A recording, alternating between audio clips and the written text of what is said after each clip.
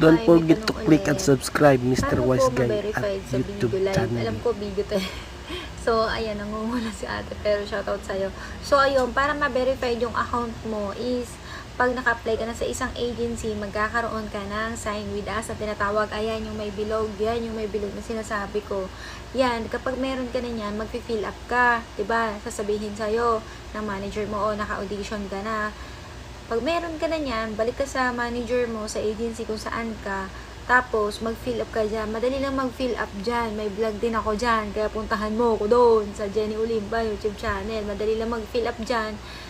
Kasi, information mo lang naman yung kailangan dyan. Para tapos, after mo mag-fill up, after 24 hours, makaka-receive ka ng message kay Bigo mismo, dun sa Bigo Messenger mo na verified na yung account mo. Ganun lang siya, okay? Thank you sa mga nagtatanong. Ang saya magsagot ng mga